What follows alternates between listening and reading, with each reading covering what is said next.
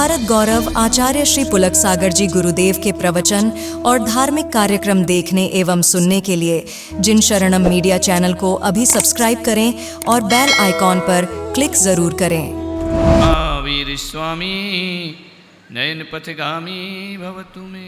प्रथम तीर्थंकर ऋषभदेव भगवान की, भगवान महावीर स्वामी की, परम पूज्य गुरुदेव आचार्य श्री पुष्पदंत सागर जी महाराज की, अहिंसा परमो धर्म की, भारत माता की।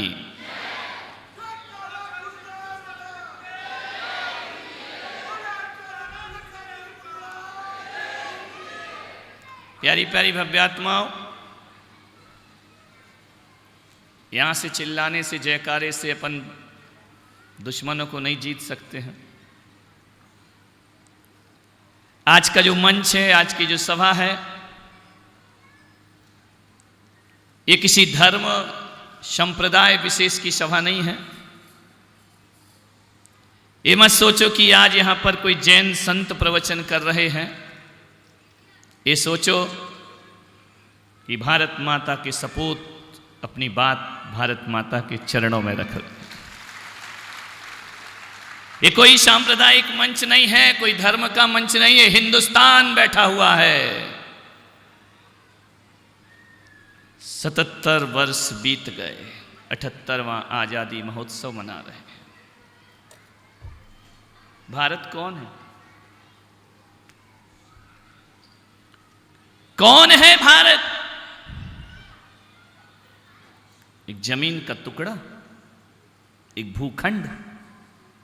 नहीं, मेरा भारत जमीन का टुकड़ा नहीं है।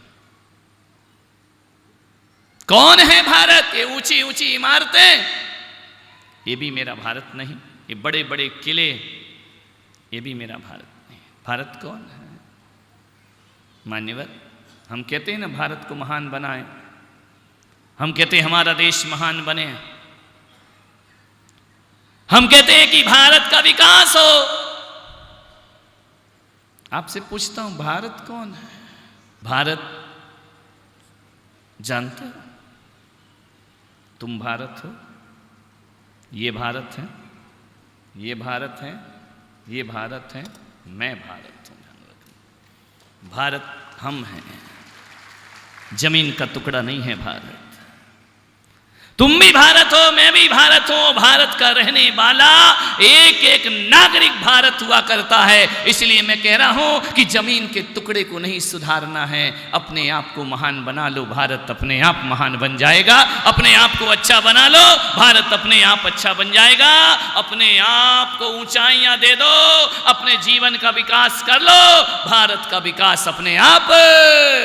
किसका विकास करने में लगे हो? सबका साथ, सबका विकास। मान्यवर, सोचना है।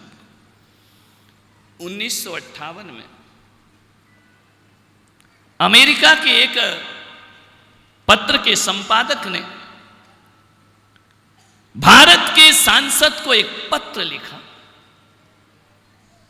उस पत्र में उसने 3 प्रश्न उस सांसद महोदय से किए, जिसका उत्तर वो सांसद भी नहीं दे पाए, जिसका उत्तर 77 साल में आज तक कोई नहीं दे पाया।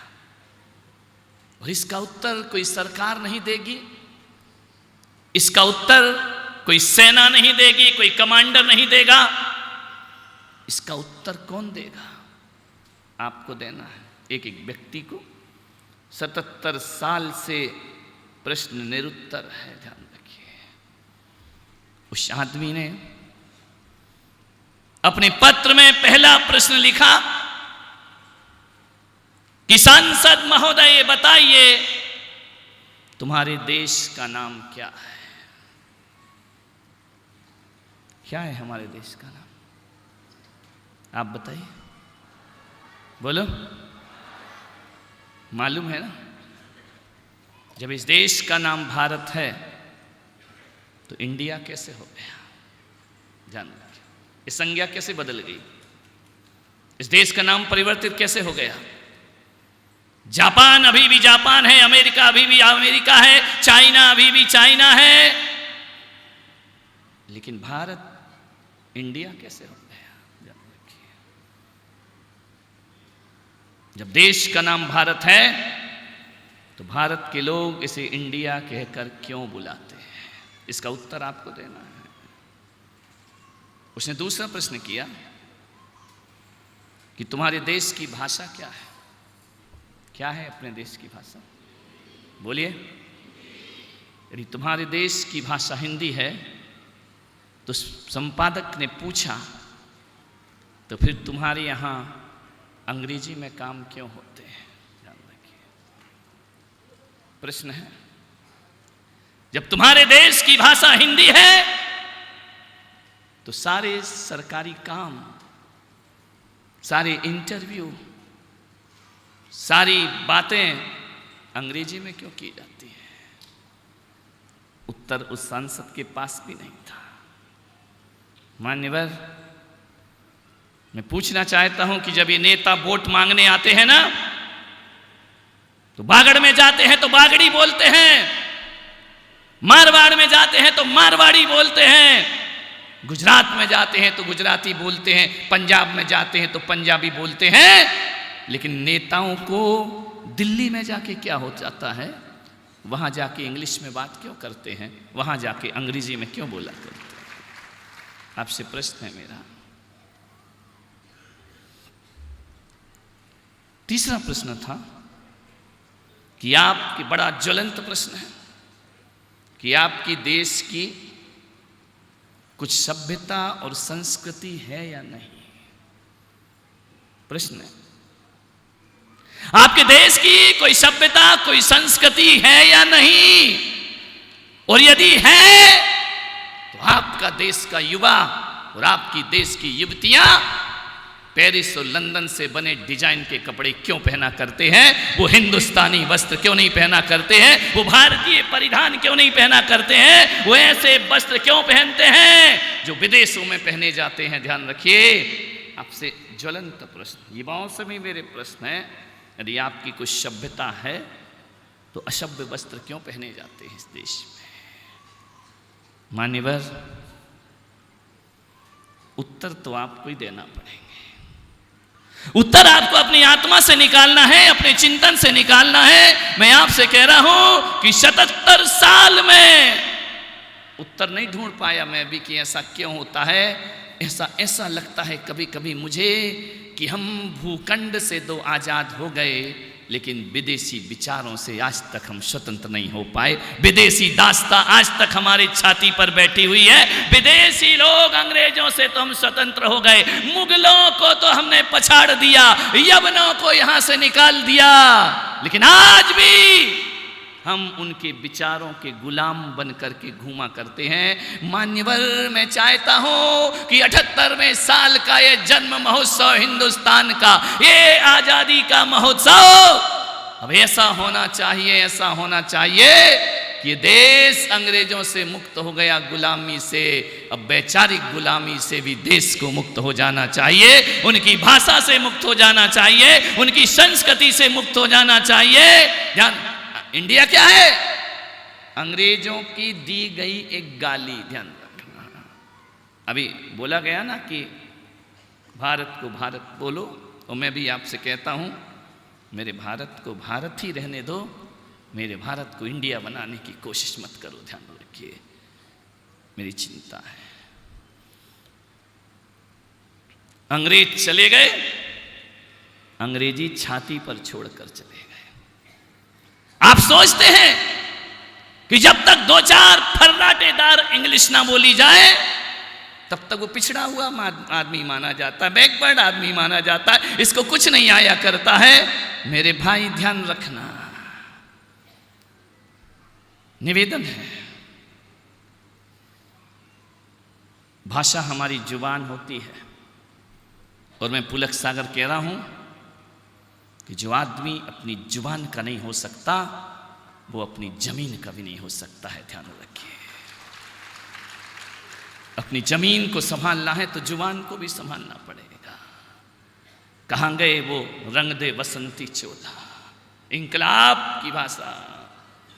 कहां गई वो सरफरोशी की तमन्ना, अब हमारे दिल में है, देखना है जोश कितना बाजुए कातिल में है। ध्यान रखना, वो हमारे देश की भाषा शौर्य की भाषा हुआ करती है। मैं चाहता हूं, ये बड़ा अफसोस है मुझे कि आजाद भारत में एक दिन हिंदी दिवस मनाया जाता है। धत्तरे की, यहां तो रोज रोज हिंदी दिवस होना चाहिए, यहां तो हिंदी ही हमारा जीवन होना चाहिए। एक दिन हिंदी दिवस, सोचिए क्या अंग्रेजी व्यापार की भाषा हो सकती है? वैश्विक भाषा, व्यापारिक भाषा है। जब व्यापार की भाषा हो तो अंग्रेजी बोली जाती है। देश मुल्क की भाषा हो तो उर्दू बोली जाती है। एक बात याद रखना ऋषभदेव वालों, कि मुल्क की भाषा हो तो उर्दू सलीके की भाषा बोली जाती है, लेकिन जब दिल की भाषा हो तो केवल हिंदी बोली जाती है। हिंदी जुबान है, दिल की जुबान है। हिंदी किताबों की जुबान नहीं, हिंदी दिल की आवाज हुआ करती है। हिंदी हमारा दिल है, भाषाएं हमारी माता है। एक आदमी ने बोला, हिंदुस्तान में फिर इतनी सारी भाषाएं, अलग अलग प्रांत हैं, अलग अलग भाषाएं हैं, बोलियां हैं, कोई बात नहीं, तो क्या आप मराठी को अच्छा नहीं मानते? क्या आप गुजराती को अच्छा नहीं मानते? महाराज, आपका जन्म हिंदी प्रांत में हुआ है तो आप हिंदी को अच्छा मानते हैं? मैंने कहा नहीं, मैं सब भाषाओं का सम्मान करता हूं। मेरे देश में जितनी भाषाएं बोली जाती हैं मैं सबका सम्मान करता हूं और सबको माता का दर्जा दिया करता हूं। चाहे राजस्थानी हो, गुजराती हो, मराठी हो, मलयालम हो, कन्नड़ हो, ये सब भाषाएं मैं इन्हें माँ के समान समझा करता हूं। लेकिन एक बात ध्यान रखना, ये सब भाषाएं मेरी माँ हो सकती हैं, लेकिन हिंदी मेरे भारत माता के माथे की बिंदी हुआ करती है। ध्यान रखना, वह सौभाग्य है, वह सुहाग है भारत माता का मन। और एक बात याद रखना, ये बड़े बड़े समारोह करने से भारत माता बड़ी नहीं होती मेरे भाई।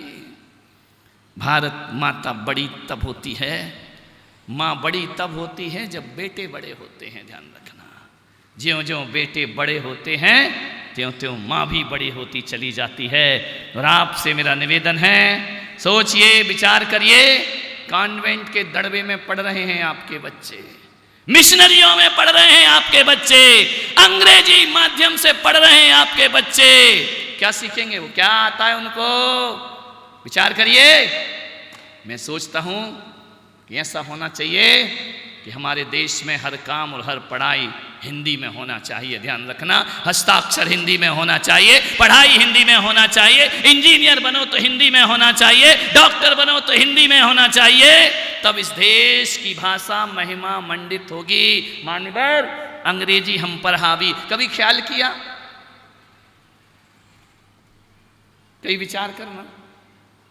मैंने देखा है स्कूलों में, जब हम स्कूल जाते हैं तो वर्णमाला पढ़ाई जाती है हिंदी में और स्वर व्यंजन पढ़ाए जाते हैं।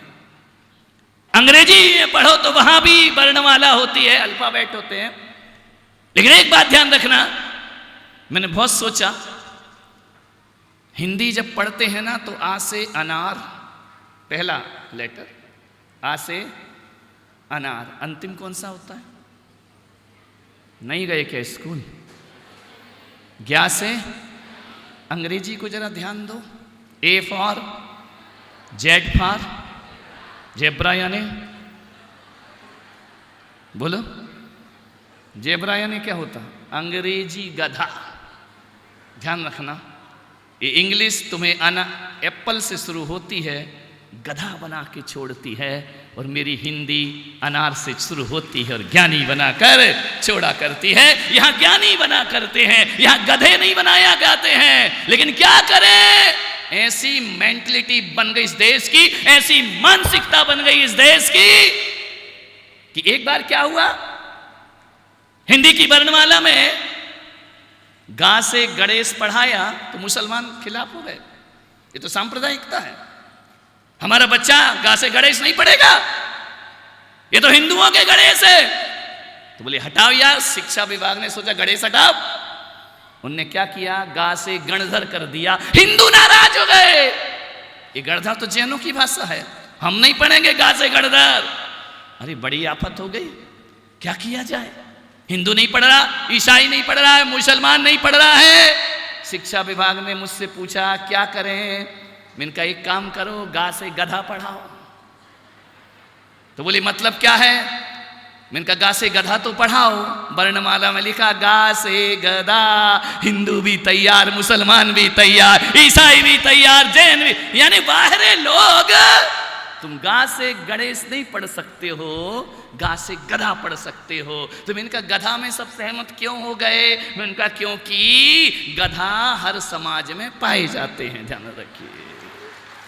गणेश थोड़ी हर समाज में पाए जाते। गधे तो भूपेंद्र जी, गधे तो हर जगह मिलेंगे। गधे मिलेंगे सभी जगह, अमेरिका, रूस या कोरिया, गणपति बप्पा मोरिया। ध्यान रखना, हर जगह गधे मिलेंगे। गधे में देश सहमत हैं, वहां सांप्रदायिकता नहीं है। गणेश में सांप्रदायिकता आ जाती है। कितना पतन हो गया आदमी का। गधा पढ़ सकता है। अंग्रेजी हमारी छाती पर क्यों बैठी है।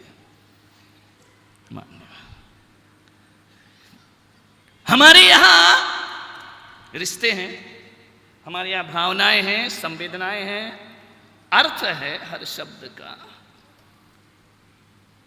हर शब्द में एक चिंतन है, एक सोच है, एक गहन विचार है।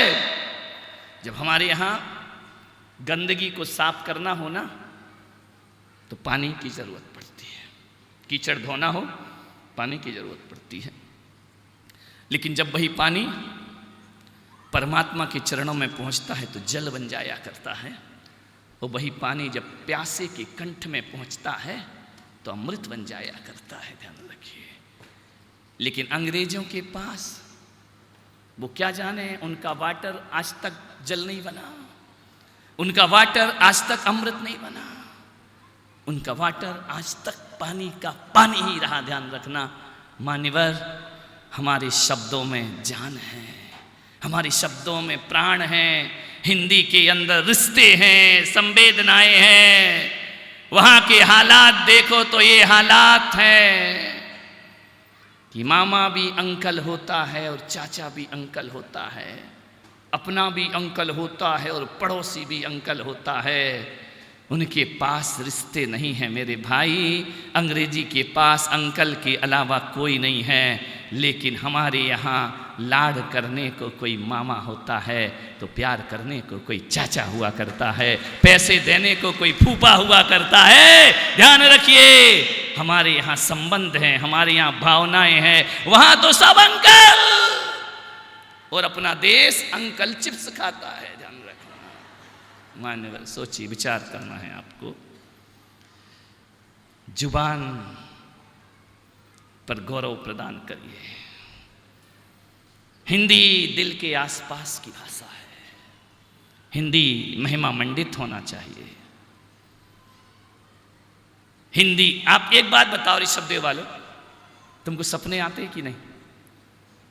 बोलो रे, अभी भी सपने ही देख रहे, क्या कर रहे हैं? आते हैं ना? पक्का बताओ, आते हैं? कभी कभी तो आते होंगे ना? रोज आते हैं? आज तक अंग्रेजी में सपना आया? सपना काय में आता है? हैं? बागड़ वालों को बागड़ी में आएगा, हिंदी वालों को हिंदी में आएगा। किसी को आज तक अंग्रेजी में आया सपना? नहीं आया ना? अरे सपने में भी जो भाषा हमें पसंद नहीं, वो हकीकत में हमें भाषा पसंद क्यों हुआ करती है? ध्यान रखिए, स्वप्न में भी हमें वह भाषा पसंद नहीं होना चाहिए। हमारे देश का गौरव कैसा है हमारा देश?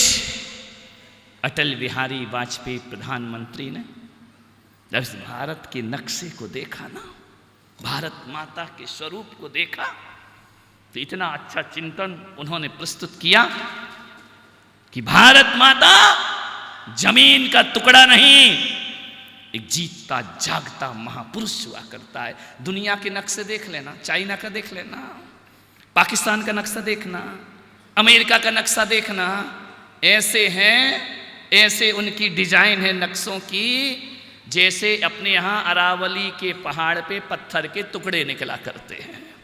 लेकिन मानव का आकार यदि किसी को मिलता है तो मेरे हिंदुस्तान के नक्शे को मानव का आकार मिला करता है। विचार करना, कोई ऐसा है, कोई आड़ा है, कोई टेढ़ा है, कोई लहरा रहा है, लंका ऐसी पड़ी है नीचे, देखो जरा।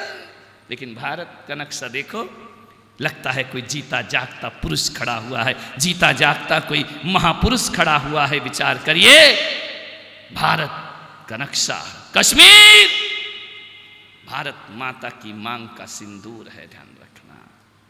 कश्मीर में केसर क्यों होती है? क्योंकि हमारी माता केसर का सिंदूर भरा करती है, ध्यान रखिए, और कहीं केसर नहीं हुआ करती है। कश्मीर भारत माता की मांग का सिंदूर है, हिमालय भारत माता का मुकुट है, ध्यान रखिए। विचार करिए, नर्मदा उसकी करधनी के समान बीच में मध्य प्रदेश में बहा करती है, ध्यान रखिए। आपसे निवेदन, बंगाल और पंजाब दो मजबूत कंधे उसके हुआ करते हैं। मान्यवर, पश्चिमी और पूर्वी घाट दो मजबूत जंघाएं भारत माता की होती हैं, और कन्याकुमारी भारत माता के चरण पखारा करती है, ध्यान रखना। ऐसा हमारा भारत, कितना चिंतनशील यह देश है। कह रहे कश्मीर दे दो, कश्मीर दे दो, कश्मीर दे दो। पागल हो गए, दिमाग का खाने का जुगाड़ नहीं है। कटोरा लेके खड़े हो, कर्ज में जी रहे हो, कश्मीर दे दो। क्या करोगे कश्मीर लेकर के? रेगिस्तान बनाना है क्या उसको? अपने खाने की व्यवस्था नहीं पड़ोसी के पास, दूसरों के दिए हुए भीख में जो जीता है, ध्यान रखिए, वो कश्मीर को पालने के ख्वाब देखता है। अरे कश्मीर भारत की तकदीर है मेरे भाई, और कोई अपनी तकदीर किसी को कैसे दे सकता है, ध्यान रखिए। कश्मीर तो भारत की तकदीर है, कश्मीर हमारे हाथों की रेखाएं हैं, कोई अपनी हाथों की रेखाएं किसी को देने। कश्मीर तो छोड़ो, कश्मीर की तस्वीर भी तुमको हम अब देने को तैयार नहीं है, ध्यान रखना। कश्मीर दे दो, वाह, सोचना है। निवेदन है आपसे, मैं आज वही बात कहूंगा कि हम सबका भारत है, हम सब भारत हैं। केवल राजनेताओं का ये देश नहीं है, ये देश हमारा भी है। मुझे बहुत दुख होता है जब कोई अमेरिका से लौटता है, जब कोई लंदन से लौटता है, जब कोई विदेश से लौट कर आता है, एयरपोर्ट पर उतरता है, बोलता है कि विदेशों की सड़कें ऐसी हैं जैसे शीशा बिछा हुआ हो, इतनी साफ सुथरी, इतनी चमकदार, इतनी प्रशंसा करते, इतनी। तुम लोग कितनी विदेशों की प्रशंसा करते हो, ध्यान रखिए। मैं आपसे निवेदन करना चाहता हूं, जब कोई विदेश की प्रशंसा करता है तो मुझे बहुत दुख हुआ करता है। मैं ये नहीं कह रहा हूं कि विदेश की अच्छी बातों की प्रशंसा नहीं होना चाहिए, होना चाहिए अच्छी बातों की प्रशंसा, लेकिन दुख तो मुझे तब होता है जब कहते हैं कि अमेरिका की सड़कें इतनी साफ सुथरी हैं, वहां पर कोई पान की पीक भी नहीं थूक सकता है, वहां गंदगी नहीं कर सकता है, वहां पेनल्टी लगती है। मैं कह रहा हूं, जब विदेश में देख कर आते हो, इतनी प्रशंसा करते हो विदेश की, तो भारत में आकर फिर मसाले की पीक अपनी गलियों में क्यों थूका करते हो? आपसे मैं पूछ रहा हूं। केवल तुम विदेशों की प्रशंसा करते हो, विदेशों की जूठी पत्तलें चाटने की आदत है। अरे मैं कहता हूं, अपने भारत को स्वच्छ बनाओ, स्वच्छ भारत बनाओ, ऐसा भारत बनाओ कि दुनिया कहे कि सड़कें देखना है तो हिंदुस्तान की सड़कें जाकर देखो, दुनिया के लिए उदाहरण बनकर खड़े हो जा। तुम ही उनकी प्रशंसा करते हो, तुम ही अपनी सड़कों को गंदा करते हो। मैं बड़े मंदिर जाता हूं ना, इतनी गंदगी, इतनी गंदगी। ये महिलाएं सब्जी छीलती हैं और कचरा सड़क पे डाल दिया करती हैं, और ये कहती मेरा भारत महान बनेगा। ध्यान रखना है, सड़कों को गंदा किया जाता है, गलियों को गंदा किया जाता है। मान्यवर, यदि विदेशों की जो चीज अच्छी लगती है, विदेशों के फटे पुराने वासना के कपड़े तो स्वीकार कर लिए, विदेशों की भाषा तो स्वीकार कर ली, लेकिन विदेशों की स्वच्छता स्वीकार नहीं की। ध्यान रखिए मान्यवर, अपने ही गांव को गंदा बना के रहते हो। बहुत गंदा है। आज तो आए नहीं है नेता मेता, ध्यान रखना।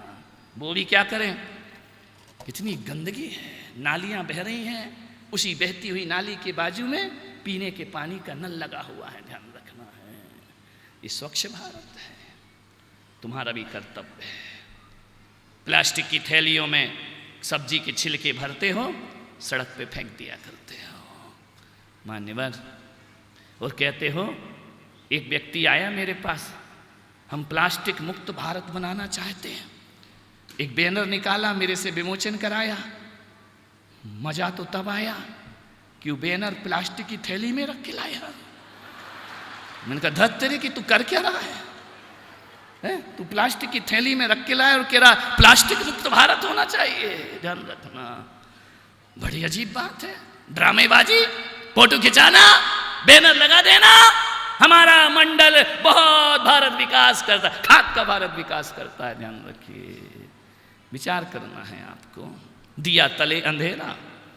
मैंने कहा प्लास्टिक मुक्त करता थे, प्लास्टिक मेरे कमरे में क्यों डाल के जा रहा है? ध्यान रखिए, मान्यवर। नहीं, हमें भारत को महान बनाना पड़ेगा। मेरे भारत के पास बहुत कुछ है। अमेरिका ने बोला एक समय हमने कितनी तरक्की कर ली। हमने कहा भाई क्या तरक्की कर ली? हम चांद पे पहुंच गए, मंगल पे पहुंच गए, तरक्की कर ली। रूस ने कहा हम मंगल पे पहुंच गए, अमेरिका ने कहा हम चांद पे पहुंच गए, भारत कहां पहुंचा? मैंने कहा पागल हो क्या?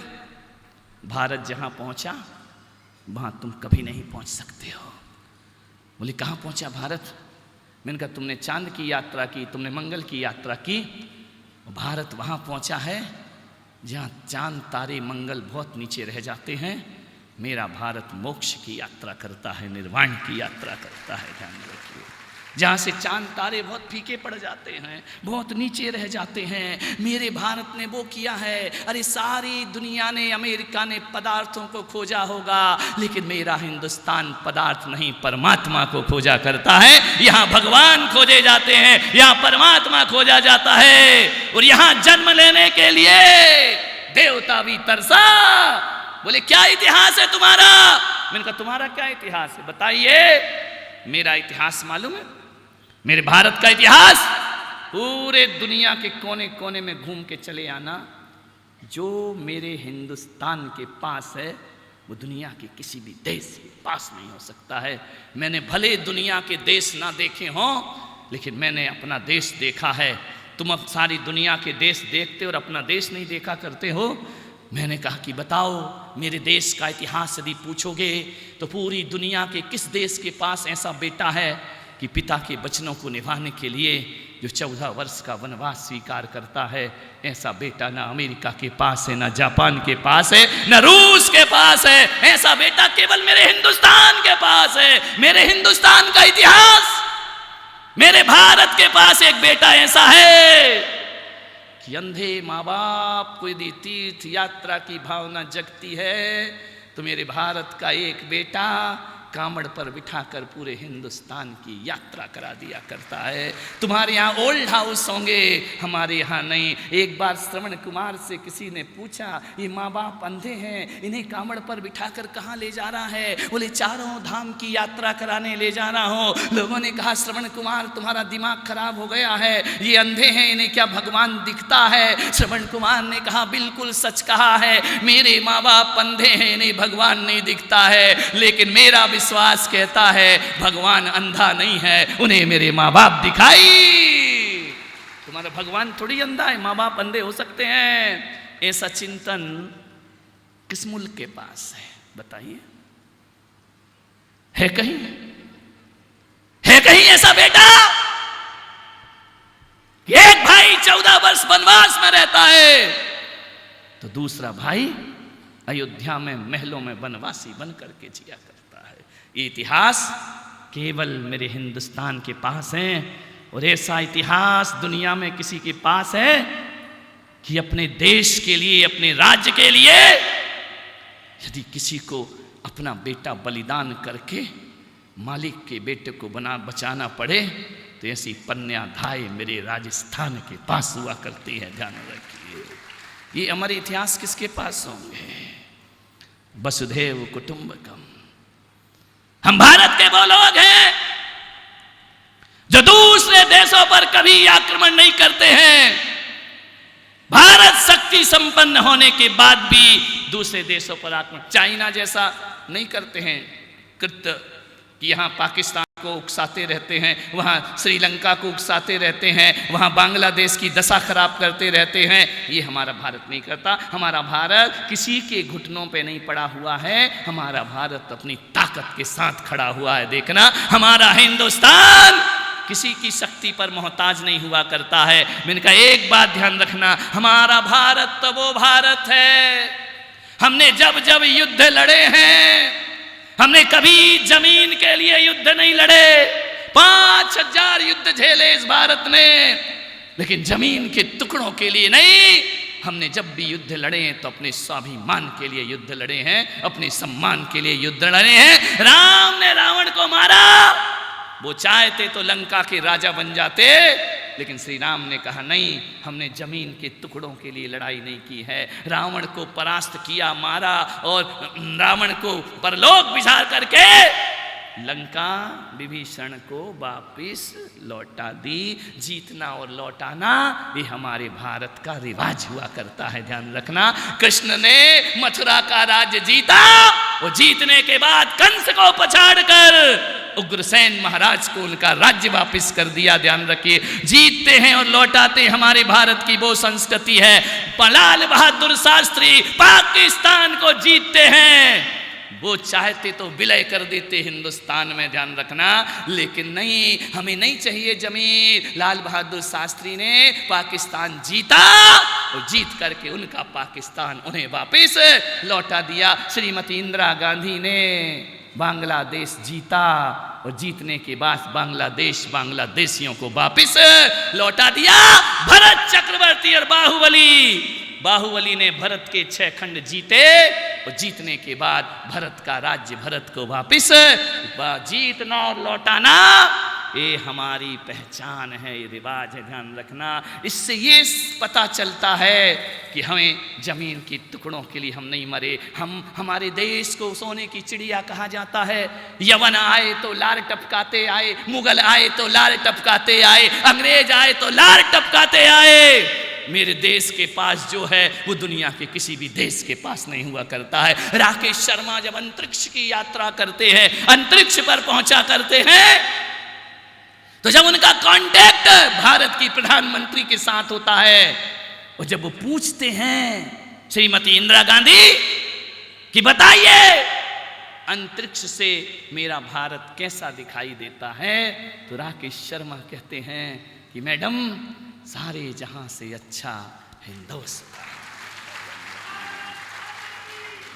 इससे सुंदर देश दुनिया में कोई दूसरा नहीं हो सकता है।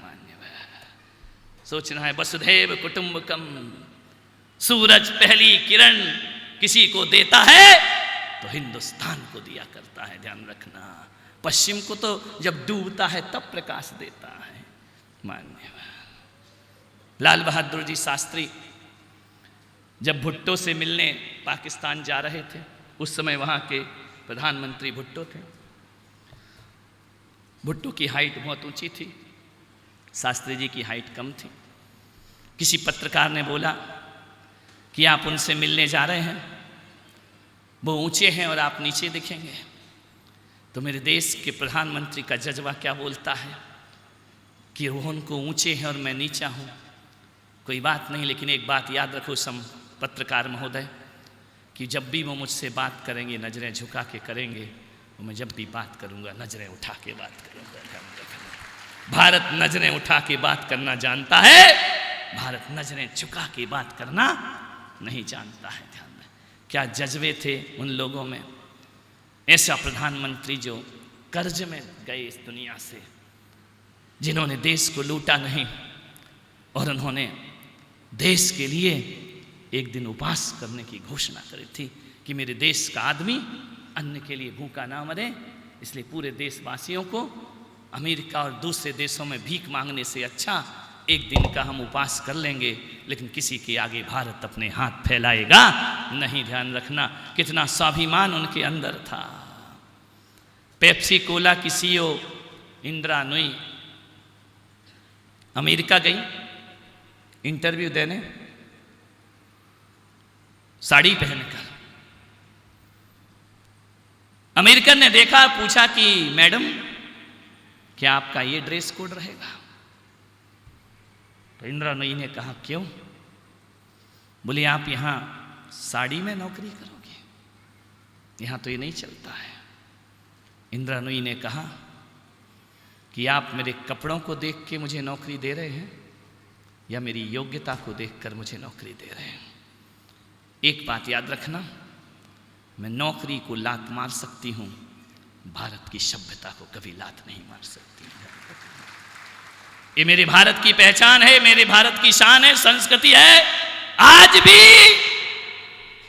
अपने कार्यालय में, ऑफिस में जाने से पहले इंदिरा नूई चप्पल उतार के अपने ऑफिस में बैठा करती है। ध्यान रखिए, तुम्हारी किचन में चप्पल आ गई है, ध्यान रखना, विचार करना है, सोचना है।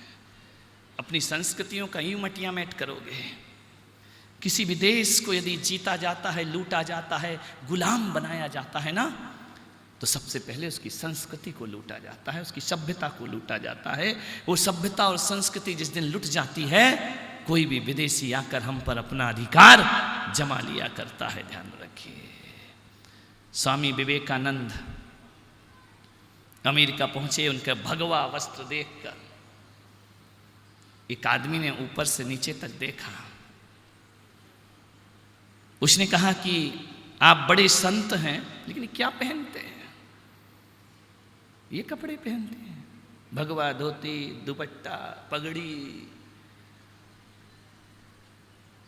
ये तुम्हारे देश की सभ्यता है, ये तुम्हारा देश का रहन सहन है, ये तुम्हारे देश का आदर्श है। स्वामी विवेकानंद ने कहा कि मुझे नहीं पता था कि अमेरिका में 2 कौड़ी का दर्जी सभ्यता का निर्माण करता है। ध्यान रखिए, हमारे यहाँ कपड़ों से सभ्यता नहीं, हमारे यहाँ आचरण और चरित्र से सभ्यता देखी जाती है। ध्यान रखिए, कपड़ों से कोई महान नहीं बना करता है, हम चरित्र से महान बनते हैं। क्या लोग थे, क्या जज्बा था, क्या उनका सोच था। हमें चाहिए एक ऐसा राजनीतिक गुरु चाहिए कि जब चाणक्य के पास कोई व्यक्ति पहुंचता था तो पूछते थे कि राजकार्य से आए हो या व्यक्तिगत मिलने आए हो? तो वो कहता था क्या मतलब? 2 दीपक रखते थे चाणक्य। यदि राजकार्य से आए हो तो दूसरा दीपक जलता था, व्यक्तिगत मिलने आए हो तो दूसरा दीपक जलता था। उन्होंने कहा इसका क्या मतलब? दिया तो दिया है, वो तो रोशनी देगा। नहीं, चाणक्य ने कहा ये राजकाज से आए हो तो जो राजा से पैसा मिलता है उसका तेल मैं राजकार के लिए खर्च करता हूँ, वो कोई व्यक्तिगत मिलता है उसके लिए मैं अपने पैसे से दीप जलाता हूँ। ध्यान रखिए, है कोई ऐसा जो देश का निर्माण करे? मुझे चाहिए ऐसे लोग, इस देश में ऐसे नेता चाहिए। देश में वो लोग चाहिए जो सर्वस्व देश के लिए अर्पित कर दें, स्वार्थ त्याग करके आगे बढ़े। रेवड़ी बेच रहा है 90 साल का बूढ़ा पंजाब में, हाथ कांप रही है, ठंड में ठिठुर रहा है, आंखों में रोशनी कम है, रेवड़ी बेच करके गुजारा कर रहा है। एक आदमी पहुंचता है, उसने कहा कि 90 साल में तुम ये रेवड़ी बेच रहे, हाथ कांप रहे, पैर कांप रहे। उसने कहा क्या करूं नौजवान, पेट के लिए सब करना पड़ता है। तो बोले तुम्हारे बेटे? मेरे 2 बेटे थे, इन अंग्रेजों ने मेरे बेटों को मार दिया तड़पा तड़पा के, मेरे घर में अब कोई नहीं है। 90 साल की उम्र में मुझे 1 आना 2 आना कमा के अपना जीवन गुजारना पड़ता है। सबको मौत के घाट उतार दिया अंग्रेजों ने। जैसे ये बात वो नवयुवक सुनता है, दिल में एक चिंगारी जल जाती है कि जवान बेटों को मौत के घाट उतार दिया। अंग्रेजों, मैं तुम्हें भारत से खदेड़ के रहूंगा, ध्यान रखना, मैं तुम्हें हिंदुस्तान से निकाल के रहूंगा। वो व्यक्ति कोई और नहीं, वह व्यक्ति कोई था तो भगत सिंह बन करके खड़ा हो जाता है। ध्यान रखना, एक बात प्रेरणा बन जाती है कि मेरे 90 साल के बूढ़े को 2 वक्त की रोटी के लिए मेहनत करना पड़ती है। अंग्रेजों, अब तुम इस देश में नहीं रह सकते हो। चंद्रशेखर ने देखा चारों तरफ से मौत गिर गई। अंग्रेजों की हाथ की गोली से नहीं मरूंगा, स्वयं को गोली मारकर देश के नाम शहीद हो जाते हैं। इन गुलामों, इन आताताइयों की गोली से मरूं, मेरी मौत भी अपमानित हो जाएगी। जब चंद्रशेखर ने अपने आप को गोली मारी, किसी की हिम्मत नहीं हुई अंग्रेज की कि उनकी लाश उठा सके। ध्यान रखना, माननीय आपसे निवेदन है, क्या आजादी के दीवाने लोग थे। भगत सिंह को फांसी हुई 23 साल की उम्र में। लोग कहते हैं कि 23 साल की उम्र में दुनिया से विदा हो गए, फांसी के तख्ते पर झूल गए। हंसते हंसते झूलते हैं भगत सिंह। मैं तो कहता हूं 100 साल की जिंदगी अपन जीते हैं, बेकार की जिंदगी है। 23 साल के भगत सिंह की जिंदगी हकीकत की जिंदगी हुआ करती है। ध्यान रखना, 23 साल का भगत सिंह 100 साल का जीवन 23 साल में जीकर चला जाता है हिंदुस्तान से। माननीय सोचना है आपको। भगत सिंह की मां ने देखा फांसी के फंदे पर बेटा झूल रहा है, रो पड़ी मां, चीख निकल आई। लोगों ने कहा कि बेटे की मौत है तो मां तो रोएगी, मां की ममता है। नहीं, भगत सिंह की मां कहती मैं इसलिए नहीं रो रही हूं कि मेरा बेटा फांसी के फंदे पर लटका है। रोना तो मुझे इसलिए आ रहा है कि मेरी कोख से एक ही भगत सिंह पैदा हुआ, एक और होता तो भारत माता के चरणों में चढ़ा देती। उसे ध्यान रखना, उसे भी भारत के लिए दे देती, उसे भी हिंदुस्तान की आजादी के लिए न्यौछावर कर देती। ध्यान रखना। मान्यवर, क्या हो गया है लोगों को? बोले अमेरिका, रूस, जापान इतनी तरक्की कर रहे, इतनी तरक्की कर रहे। क्या तरक्की कर रहे? बोले मेडिकल में इतनी तरक्की की, इतनी तरक्की की कि लीवर ट्रांसप्लांट कर देते हैं, किडनी ट्रांसप्लांट कर देते हैं, आंखें ट्रांसप्लांट कर देते हैं, बाईपास सर्जरी सीख जाते हैं। मैंने कहा अमेरिका, ये किससे सीखा रे तुमने? बोले किससे सीखा? ये हमारी खोज है। इनका खाक की खोज है। तुम किडनी ट्रांसप्लांट कर रहे हो, तुम लीवर ट्रांसप्लांट कर रहे हो, हमारे हिंदुस्तान से सीखा है तुमने। बोले हमने कहाँ सीखा? मैंने कहा बिल्कुल सीखा है। तुमने किडनी ट्रांसप्लांट किया, लीवर ट्रांसप्लांट किया, हार्ट ट्रांसप्लांट किया। मेरा देश तो वो देश है जहाँ पर पूरी गर्दन ट्रांसप्लांट कर दी जाती है, वो महादेव खड़े होते हैं। ध्यान रखना, पहली सर्जरी शिव जी ने की है, कमांडेंट साहब, कि पुत्र की गर्दन काट दी और उसकी जगह हाथी की गर्दन रखी। पहली प्लास्टिक सर्जरी। ध्यान रखना, ये तो बहुत बाद में पैदा हुआ अमेरिका में। अमेरिका ध्यान रखना, उन्हें तो गर्दन की गर्दन ट्रांसप्लांट कर दी। तुम सोचते ये तरक्की हमने की है? खाक तरक्की तुमने की है मेरे भाई। ध्यान रखना, पत्रकारिता। शैलेंद्र कहाँ गया? ये पत्रकार लोग कहाँ से सीखे? दुनिया में बड़े बड़े पत्रकार होते ना, सबसे पहला पत्रकार हमारे हिंदुस्तान में हुए, मालूम है कौन? नारद मुनि। यहाँ की खबर वहाँ और वहाँ की खबर। पत्रकारों, वो तुम्हारे कुलगुरु हैं, ध्यान रखना। नारद मुनि की ध्यान रखना। मान्यवर सोच लीजिए, विचार करिए। बोले टीवी बनाई, टीवी से दूर का दिखता है दूरदर्शन। सबसे पहला दूरदर्शन मालूम है कौन हुआ इस देश में? सबसे पहला दूरदर्शन हमारे भारत में हुआ। आंखों देखा हाल सुनाया संजय ने अंधे धृतराष्ट्र को। ध्यान रखना, महाभारत में दूरदर्शन। ध्यान रखिए, ये सब हमसे तो सीखे हुए लोग हैं। और आज कहते कि हमने बड़ा आविष्कार किया है। आज तक किसी ने फायर प्रूफ लेडी बनाई? अमेरिका ने, कि आग में कूद जाए तो नहीं जले। हमारे भारत ने बनाई, होलिका बनाई, जैसे आग भी बुझा नहीं सकती थी। ध्यान, वो हमारे भारत देश से शुरू हुआ करती है। ध्यान रख, आजकल किसी ने वाटर प्रूफ बनाया सबसे मकान।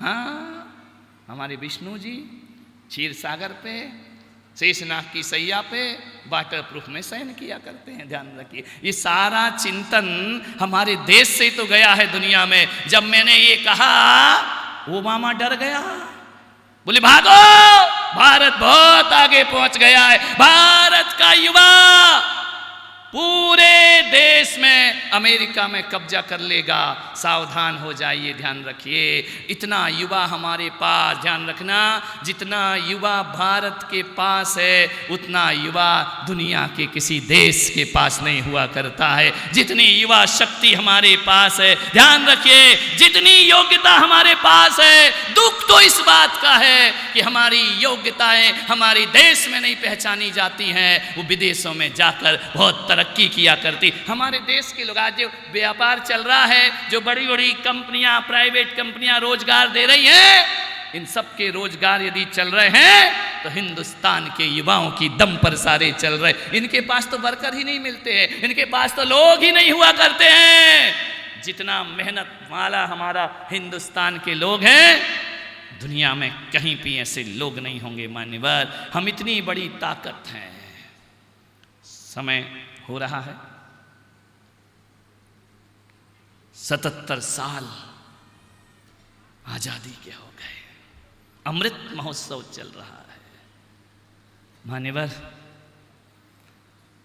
अभी चल रहा है पूरे देश में। जो मुद्दे बना रखे थे वो मुद्दे नहीं थे, वो वोट बैंक के साधन थे। 370 बोले गृह युद्ध छिड़ जाएगा, बड़ा विनाश हो जाएगा, कितने आराम से निपट गया। राम मंदिर मुद्दा था नहीं, बना रखा था। मान्यवर, आप सोचिए, विचार करिए, ट्रिपल तलाक, कैसी कैसी बातें इन 10 सालों में देश ने देखी हैं। थोड़े बहुत व्यक्तिगत फायदे के लिए हम किसी की योग्यता का हनन नहीं कर सकते हैं मेरे भाई। ये मत देखो कि कितने नुकसान और कितने फायदे में है। ये मत देखो इन 10 सालों में, ये मत देखो कि हम कितने नुकसान और कितने फायदे में हैं। ये देखो अल-कायदा कितने कायदे में है। ध्यान रखिए, ये देखो अल-कायदा कितने कायदे में है। आतंकियों पर लगाम कसी पहली बार हुआ होगा। कोई भारत का वीर पुरुष दुश्मन देश में जाए और अभिनंदन के साथ वापस लौटा दिया जाए। ध्यान मान्यवर, सोचना है, रात को 12 बजे उरी में एक एक देशवासियों की जिनको मार दिया गया था, रात को 12 बजे चुन चुन कर बदला लिया जाता है। अब भारत वो भारत नहीं है जो किसी के सामने गिड़गिड़ाता हो, रोता हो। मान्यवर, कहाँ 50 साल पुराना बैलगाड़ियों का भारत आज हवाई जहाज की यात्रा कर रहा है। ध्यान रखना, कहाँ छोटे मोटे 3 व्हीलर में घूमने वाला भारत आज बुलेट ट्रेन की यात्रा करने को तैयार खड़ा हुआ है। आज जो सड़कों का जाल बिछा है, बड़ी बड़ी चौड़ी चौड़ी सड़कें, नहीं तो हमको मालूम है कि रात को 12 बजे एसटी बस आ रही हो और नींद खुल जाए घबरा के, तो समझना गुजरात से राजस्थान में आ गए। ध्यान रखना, इतने गड्ढे होते थे, ध्यान रखिए, झटके में नींद खुल जाती थी। अब तो देखो, हम जानते हैं, हम पूरे देश में पैदल विहार करते हैं ना, पहले कंकर चुभा करते थे, चलना बड़ा मुश्किल हुआ करता था। आज बहुत ज़्यादा उन्नति भारत के द्वारा इस देश में हुई है। मान्यवर, ध्यान रखिए, आज कोई भी देश एक बार नहीं 100 बार सोचेगा भारत पर बुरी नजर उठाने के लिए। इतने संपन्न देश हमारा हो गया है। एक समय वह था जब पोखरण परमाणु विस्फोट हुआ, अमेरिका ने प्रतिबंध लगा दिया भारत पे कि हम तुमको पैसा नहीं देंगे, डॉलर नहीं देंगे, हम तुमको उपकरण नहीं देंगे, हम तुमको वीजा नहीं देंगे। ध्यान रखिए, अटल जी ने सोचा नहीं दो तो मत दो, चलेगा, हमको कुछ जरूरत नहीं है, लेकिन परमाणु संपन्न देश तो मेरा भारत बनेगा, बनकर ही रहेगा। उन्होंने कोई परवाह नहीं की। मालूम है, जब खाड़ी युद्ध हुआ तो अमेरिका के सामने समस्या आई, उनके जलयान को चलाने के लिए कोई मिला नहीं, तो 80,000 सैनिकों को अमेरिका को वीजा देना पड़ा। ध्यान रखिए, ये भारत की ताकत है। एक समय वह था जब मोदी को अमेरिका ने वीजा देने से मना कर दिया था। ध्यान रखिए, मोदी को अमेरिका ने वीजा देने से मना कर दिया था, और एक समय आज है वीजा तो छोड़ो, जीजा बनाने को तैयार है। ध्यान रखिए, विचार करना है, सोचना है। मान्यवर, पूरे देशों में भारत का ओहदा बढ़ाया उस व्यक्ति ने, गरिमा दिलाई, गौरव दिलाया, लेकिन क्या करें, हमारे मोदी को जीजा बनने का शौक ही नहीं है, इंटरेस्ट ही नहीं है, पहले ही छोड़ दिया जीजा मीजा का लफड़ा। मान्यवर, बातें बहुत सी हैं। आज प्रधानमंत्री जी ने लाल किले से कहा, देखो भारत का दिल, कि हम बांग्लादेश में शांति बहाली के लिए पूर्ण सहयोग देने को तैयार है। ध्यान रखना, वो हमारे हिंदुओं के साथ अत्याचार करे, कुछ भी कर रहे हैं, लेकिन हम उस देश को बहाल करने के लिए आज भी तैयार खड़े हैं। हमने हमेशा दुश्मनों की भी रक्षा की है, दुश्मनों की भी सहायता की है। पाकिस्तान भले कितना ही गरजता रहे चाइना के दम पे, भीख में जो भी तोप तमंचे मिले हैं उसको अपनी ताकत समझता रहे, लेकिन ध्यान रखना, पाकिस्तान वालों को तो अपना देश बसाने के लिए भी पैसा नहीं थे, वो भी भारत ने उन्हें देश बसाने के लिए पैसा प्रदान किए थे। हमारी भूमि, हमारा रुपया, हमारे पैसे, हमारे ऊपर सब कुछ एहसान पाकिस्तान पर भारत के हैं, लेकिन भूल गए हैं वो सब। आपसे निवेदन करूंगा कि बातें बहुत हैं, यदि मैं कहूं तो 2 घंटे भी बोलूं, देश पे बोल रहा हूं, लेकिन मैं बोलूंगा नहीं। इतना ही कहूंगा, अपनी बातों को समेटते हुए इतना ही कहूंगा कि क्रिकेट के बल्ले से देश नहीं जीते जाते हैं, कोई भगत सिंह और चंद्रशेखर से देश जीते जाते हैं। ध्यान रखिए। बोले अभी एक भी स्वर्ण पदक नहीं मिला भारत को। ये खेल खिलौनों में रखा क्या है यार, जितने स्वर्ण पदक तुम बांट रहे हो ना, उससे हजारों गुना महंगा कोहिनूर ब्रिटिश में रखा है हमारे हिंदुस्तान का। ध्यान रखिए, जो उठा करके चुरा करके वो यहाँ से लेकर के गए। आज यहाँ पर मेरी इच्छा थी कि कोई देश का सेवक ही यहाँ का ध्वजारोहण करे। मैंने आदेश दिया भूपेंद्र जी को भी और हमारे दीपक भाई को भी, दिलीप भाई को भी, कि कोई सेना से आना चाहिए। आज नरपत सिंह जी यहाँ पर पधारे, उनके हाथों से, ये वो लोग हैं, इन्हें ऐसा मत समझो ये रात रात तक जागते हैं ना, तब हम चैन की नींद सोया करते हैं।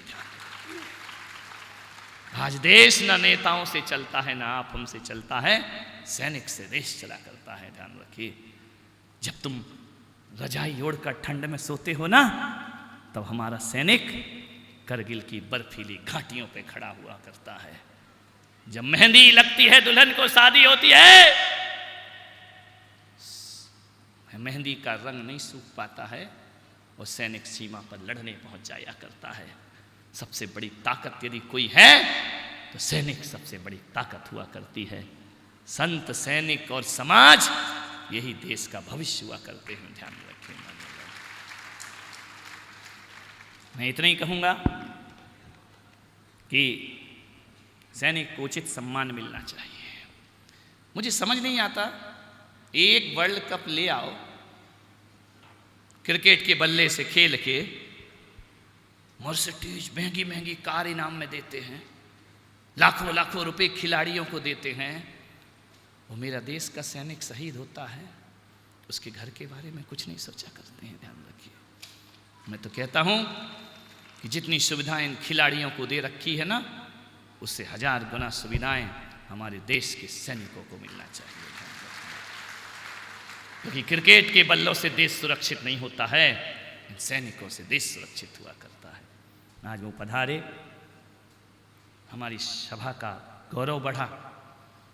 आज हमने बड़े प्यार से यहाँ तिरंगा लहराया, बड़े प्यार से। देखो, हजारों लोग राष्ट्रभक्ति के लिए यहाँ पर खड़े हुए हैं, बैठे हुए हैं। मैं यही कहूँगा, बस एक ही बात कि तुम भारत हो, मैं भारत हूँ, ये भारत है, ये भारत है। हम अपने को महान बनाएं, भारत अपने आप महान हो जाएगा। ध्यान रखना, हम अपने को ईमानदार बनाएं, हम अपने को अच्छा बनाएं, हम अपने को राष्ट्रभक्त बनाएं, भारत मजबूत भारत होकर के खड़ा हो जाएगा। भारत की संपदा को कोई नुकसान ना पहुंचे, इसके लिए आप सब लगे रहें। मैं इतने कहूँगा कि पूरे देश में यह संदेश जाना चाहिए कि भारत मजबूत है। और नारे लग रहे हैं ना, 47 का भारत कुछ और भारत होगा, ध्यान रखना है। विकसित भारत होगा, विकसित देशों में हमारा नाम आएगा। आप सबने मुझे बड़े प्यार और सम्मान से सुना, बहुत बहुत अनुग्रहित हूँ। इतनी देर से आप यहाँ बैठे रहे। शादी विवाह में बहुत समय देते हैं, आज अपने वतन को समय दिया है तुमने, भारत माता के सपूत बनने का तुमने यहाँ पर प्रमाण दिया है। छोटे छोटे बच्चों ने जो प्रस्तुतियाँ दी, मैं देख रहा था, देख देख कर मेरा हृदय भर जाता था। कैसे कैसे राष्ट्र के लिए छोटे छोटे, ये भारत का भविष्य है, ध्यान रखना, यही असली भारत है। स्कूलों ने बहुत मेहनत की, वहाँ के शिक्षकों को भी मैं बहुत बहुत आशीर्वाद प्रदान करता हूँ।